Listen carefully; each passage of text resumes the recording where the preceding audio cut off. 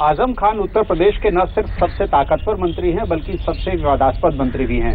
उनके शब्द बाण जब चलते हैं तो उनके अपने दुश्मन ही नहीं बल्कि अपने लोग भी घबराते हैं। हम इस वक्त हैं रामपुर के जौहर विश्वविद्यालय में और मेरे साथ हैं मेरे वरिष्ठ सहयोगी दीपक शर्मा जी, हमारे साथ है आजम खान साहब। आजम साहब, ये बताइए, आप अपने जाने जाते हैं शब्द बाण के लिए बोलते हैं, लोग किसको क्या बोलते हैं, लेकिन इलेक्शन कमीशन ने ताला जड़ दिया आपके मुंह। जी जी जी सही। एक चीज और लोग कह रहे हैं कि आजम साहब शहीद आजम हो गए इलेक्शन कमीशन की नजरों में। इलेक्शन कमीशन ने क्या सही क्या गलत किया है, इसे सिर्फ हम कानून के दायरे में अगर देखें तो ज्यादा अच्छा होगा। भावनात्मक बातें मैं कहूं, भावनात्मक आप कहें, उससे कानून का कोई लेना देना नहीं होता। मुझे इलेक्शन कमीशन ने ये एतराज कि मैंने कुछ गलत कहा है उसके लिए एक नोटिस दिया और 10 तारीख को ये नोटिस मिला और 11 तारीख को शाम 5 बजे तक मुझे जवाब देने का आदेश मिला, जबकि ये नोटिस मुझे यूनिवर्सिटी कैंपस में ही एक पुलिस अफसर ने रात के 10 बजे दिया। अब रात के 10 बजे मैं कहाँ किससे मशवरा करूं, कैसे जवाब तैयार करूं, फिर दिल्ली दूर है यहाँ से, मैं छोटा सा गरीब आदमी, मेरे पास वो मीन्स नहीं है, वो ज़राए नहीं है कि मैं वहाँ तक पहुँचा पाता। उसके बावजूद भी सारी रात जाग कर मैंने उसका जवाब तैयार किया और अगले दिन 11 तारीख को 5 बजे से पहले यानी 2 बजे मैंने ये जवाब 11 तारीख को इलेक्शन कमीशन में दाखिल कर दिया, जिसकी ये रसीद है। 11 तारीख को जबकि 5 बजे तक का मुझे समय था जवाब दाखिल करने का, इलेक्शन कमीशन ने 11 तारीख को बगैर मेरा जवाब का इंतजार किए, बगैर मेरे जवाब को तलाश कराए, बिना उसको देखे ये ऑर्डर पास कर दिया और उस ऑर्डर में उन्होंने ये भी लिख दिया, the replies of both Shri Amit Shah and Azam Khan are still awaited. अभी तक उनके जवाब का इंतजार है। जिस वक्त ये नोटिस लिखा जा रहा होगा या जिस वक्त ये सर्व करने की बात हुई होगी, उससे कई घंटों पहले मेरा जवाब इलेक्शन कमीशन में रिसीव हो गया था। मेरा कहना यह है और मेरा एलिगेशन यह है कि इलेक्शन कमीशन ने जब मुझे नोटिस दिया तो उसी वक्त मेरी सजा भी लिख कर रख ली थी, मुझे सुनवाई का वक्त नहीं दिया। इसीलिए मैंने आपसे कहा कि भगत सिंह ने, आपने सही उसको कोट किया है, भगत सिंह ने आवाज का बम फोड़ा था सिर्फ चौकन्ना करने के लिए अंग्रेजों को। भगत सिंह को फांसी दे दी गई, लेकिन अंग्रेजों ने उस फांसी के लिए भी भगत सिंह का ट्रायल किया था, हमें बगैर ट्रायल के सजा दे दी गई। आपने तुलना की कि अंग्रेजों के कोर्ट से इलेक्शन कमीशन की, क्यों इलेक्शन कमीशन आपके खिलाफ पीछे पड़ा है? अगर देखिए, कानून में किसी को अधिकार मिल जाए, 302 में अदालतों को फांसी का अधिकार है, लेकिन हर 302 में फांसी नहीं होती। बहुतों में उम्र कैद होती है, बहुतों में कुछ साल की सजा होती है, लेकिन अधिकार है अदालत का इस हद तक जाने का। इलेक्शन कमीशन को जुबाबंदी का अधिकार है, लेकिन इस अधिकार का इस्तेमाल 60 बरस के आजाद हिंदुस्तान में किसी राजनीतिक पर पहली बार हुआ है। अगर इस अधिकार का इस्तेमाल, अगर इस अधिकार का इस्तेमाल अंग्रेजों ने किया होता और बापू की जबान ऐसी बंद की होती, मौलाना अबुल कलाम आजाद की जबान बंद की होती, मौलाना मोहम्मद अली जौहर की जबान बंद की होती, अगर पंडित जवाहरलाल नेहरू जी की जबान बंद की होती, तो क्या आजाद हो जाता है हिंदुस्तान? मेरा कहना था कि जो इलेक्शन कमीशन है वो अपने आप में एक निष्पक्ष। कहाँ निष्पक्ष, कहाँ निष्पक्ष? सीबीआई भी तो निष्पक्ष है। जो कमीशंस सरकारें नॉमिनेट करें वो निष्पक्ष कैसे हो सकते हैं? अजम साहब छोड़ दें, अगर भारत सरकार का नॉमिनेटेड है, कहाँ निष्पक्ष है? आपको कहीं ना कहीं इसमें जिला अधिकारी और एसपी दोनों बदल दिए गए रामपुर के। इलेक्शन कमीशन ने ये कार्रवाई की है हमारे खिलाफ। लेकिन वहां तो ब्यूरोक्रेट बैठे, उनकी आखिर, तो वही तो कह रहा हूं, आप तो मेरी बात कह रहे हैं। जो ब्यूरोक्रेट्स बैठे हैं उन्हें किसने बैठाया है? जिन्होंने बैठाया है, तो आप उनका नाम से रोका है हमारी आजादी को, उन्हें इसका बड़ा नुकसान कौन है? कांग्रेस। और कौन? और कांग्रेस में कौन? कांग्रेस में कांग्रेस वाले। तो कांग्रेस वाले कौन? आपको इतना बड़ा नाम तो नहीं है, बहुत बहस की जाए उन नामों पर। अजम साहब, अगर कानून की बात छोड़ दें, इलेक्शन कमीशन आप जो कह रहे हैं आरोप को सच भी मान लें। मुझे याद है आपने एक बार कहा था कि आप चाहते हैं कि लोग आपको हमेशा याद रखें इस यूनिवर्सिटी के लिए, जौहर यूनिवर्सिटी के लिए जहां हम बैठे हैं, जिस आदमी का नाम एक ऐसी प्रतिष्ठित यूनिवर्सिटी के साथ जुड़ा हो, वही आदमी कुत्ते का बड़ा भाई कहे, गुंडा कहे, जिसके खिलाफ 6 मुकदमे दर्ज हो जाएं, आपको कोई अफसोस नहीं है कि एक तरफ आपकी ये छवि है यूनिवर्सिटी के साथ नाम जुड़ा और दूसरी तरफ ऐसी बातें आप कहते हैं? बालकिशन भाई, क्या मैं ये अपना दर्द आपसे कहूं कि जब हमें कुत्ते का बच्चा कहा गया, हमारी पूरी कौम को कुत्ते का बच्चा कहा गया, कारगिल की पहाड़ियों पर शहीद होने वालों को, अशफाकुल्लाह खां की नस्लों को, अब्दुल हमीद की नस्लों को जब कुत्ते का बच्चा कहा गया, माफ कीजिए, उस वक्त तो आपको न तकलीफ हुई, न एहसास हुआ, न आपने कुत्ते का बच्चा कहने वाले को की जबान पर कोई ताला डालने को कहा। आज मैंने सिर्फ उनके शब्द दोहरा दिए हैं तो मैं असभ्य हो गया, मैं क्रिमिनल हो गया, मैं देशद्रोही हो गया, मैं आईएसआई का एजेंट और पाकिस्तानी हो गया। अगर मैं मुसलमानों के माथे से ये कलंक छुटाना चाहता हूं कि वो आईएसआई के एजेंट नहीं है, वो पाकिस्तानी एजेंट नहीं है, वो गद्दार नहीं है देश के, यही तरीका है कलंक छुड़ाने का। और क्या तरीका होगा?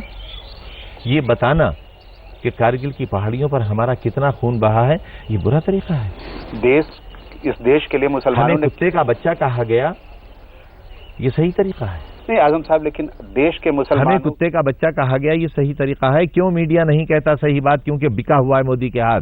किसी ने, सब लोगों ने किसी ने नहीं, एक का बता दीजिए किसी ने निंदा की हो? सबने निंदा की, किसी ने नहीं की। मैं आपको झूठा नहीं कहूंगा, लेकिन आप गलत बता रहे हैं।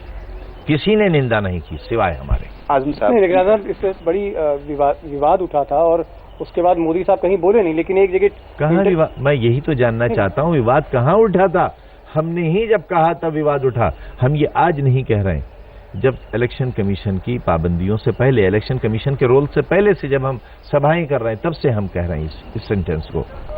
आजम साहब, देश के लिए मुसलमानों ने क्या किया ये बताना बहुत जरूरी है, आप बता रहे हैं, किसी को ऐतराज नहीं है, लेकिन उसके लिए क्या कारगिल के शहीदों की धर्म गिराना जरूरी है? यकीनन जरूरी है। इसलिए जरूरी है कि आरएसएस फाशिस्ट ताकतें मिलकर 60 बरस तक नौजवान हिंदू बच्चों के कानों में ये जहर डालते रहे कि मुसलमानों का न देश की आज़ादी में कोई योगदान है, न देश के बनाने में कोई योगदान है, न देश तरक्की करे इसमें कोई योगदान है। वो ज़मीन का बोझ है, ये तुम्हारी फसलें खा जाते हैं, ये तुम्हारी दवाइयाँ खा जाते हैं, ये तुम्हारा पानी पी लेते हैं, ये तुम्हारी बिजली निकल जाते हैं। और नतीजा ये है कि आज आप ज़रा जाइए फेसबुक पर, आप जाइए सोशल मीडिया में, क्या नौजवान आज मुसलमानों के बारे में सोचता है?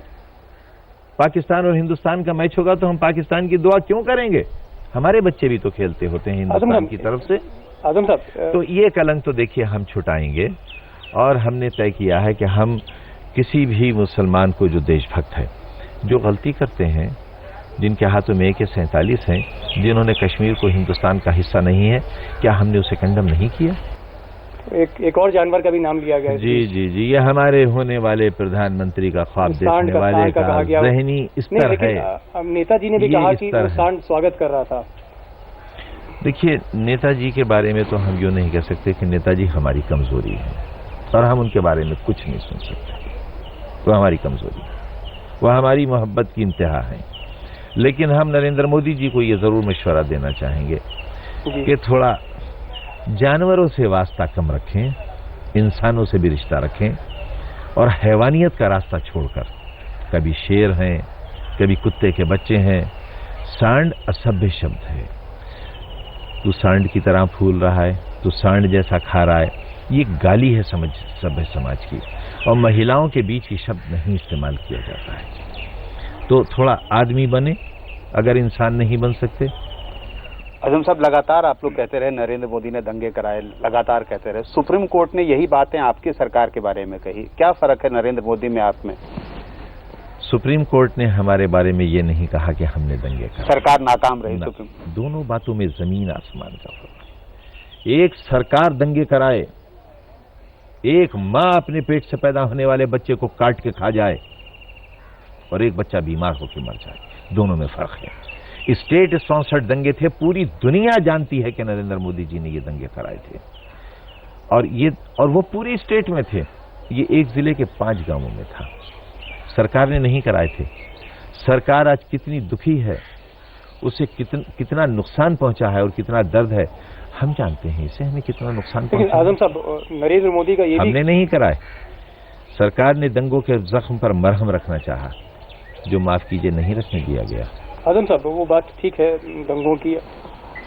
नरेंद्र मोदी का कहना है कि ठीक है दंगे हुए वहाँ पर 2002 में, लेकिन तमाम लोगों को सजा हुई, कन्विक्शन हुआ, उनके मंत्री भी कन्विक्ट हुए। लेकिन मुरादाबाद में जो दंगा हुआ, रामपुर से कुछ ही दूरी पे मुरादाबाद है, वहाँ पे दंगा हुआ था सन 80-81 में, मलियाना कांड हुआ, हाशिमपुरा कांड हुआ, उसमें तो ना कोई मुकदमे है ना कोई सजा है। विश्वनाथ प्रताप सिंह जी उस वक्त मुख्यमंत्री हुआ करते थे। नरेंद्र मोदी जी के प्रदेश में जो दंगे हुए उसकी सजा नरेंद्र मोदी जी ने किसी को नहीं दी, बल्कि उन्हीं के वो IAS और IPS ऑफिसर्स जिन्होंने जेल से निकलने के बाद ये कहा कि हम तो नरेंद्र मोदी जी को अपना भगवान समझते थे, लेकिन वो क्या निकले वो देश को बताना चाहते हैं। और फिर उन्होंने बताया कि नरेंद्र मोदी जी क्या हैं। सजा अदालत ने दी, उस वक्त हमारा भी पूरा यकीन है। उत्तर प्रदेश में जो दंगे हुए उसमें समाजवादी पार्टी, मुलायम सिंह यादव या अखिलेश यादव या आजम खां का कोई रोल नहीं था। जो अदालत ने हुक्म दिया जिन लोगों को सजा देने का, उस सजा को मुलायम सिंह यादव जी जब मुख्यमंत्री थे तब उस सजा को दिया गया। उन लोगों की गिरफ्तारियां हुई। अब ये मैं नहीं कह सकता इस वक्त जेल में है या नहीं है, सारी गिरफ्तारियां नेताजी के वक्त। नरेंद्र मोदी ये भी कहते हैं कि एक बार दंगे हुए गुजरात में, लेकिन यहाँ तो आए दिन दंगे हो रहे हैं, 200 दंगे छोटे बड़े गिने जाए होंगे। किसकी जिम्मेदारी है? बहुत अच्छी बात पूछी आपने। कैसे दंगा हो जाएगा? वहां जीने का अधिकार ही छीन लिया गया। लोकतंत्र कहाँ है वहां? कातिल को मसीहा कह रहे हैं वहां। तो वोट नहीं देंगे तो जी लेंगे, कार्ड नहीं डालेंगे, 2002 की तरह बच्चे तेजाब में नहीं गलाकर खाक कर देंगे। कैसे नहीं देंगे वोट? दंगे होने का मतलब है लोकतंत्र है उत्तर प्रदेश में? इससे बड़ा नहीं, ये नहीं। हमें इंतहाई शर्मिंदगी है उसकी। उन 5 गांवों की शर्मिंदगी और नुकसान तो हम जानते हैं कितना हुआ है। लेकिन गुजरात के दंगों से इन दंगों का क्या लेना देना? गुजरात में 2002 के दंगों के बाद मुसलमान अपने कातिल को वोट दे रहा है। कहाँ रहा लोकतंत्र? ऐसा ही तो देश बनाना चाहती है RSS। गुजरात जैसा, जिस तरह गुजरात में आज खुद कातिल को वोट देता है मुसलमान, तो पूरे हिंदुस्तान को गुजरात बना दो। क्या जरूरत है फिर चुनाव की? आजम खान साहब सामने बैठे। आजम साहब, दंगों की बहुत बात हो गई, अब चुनाव होने जा रहा है और सेकंड फेज का चुनाव है। बड़ी क्रूशल सीट्स हैं और इन सीटों पर जो मुस्लिम वोट है बड़ा निर्णायक है।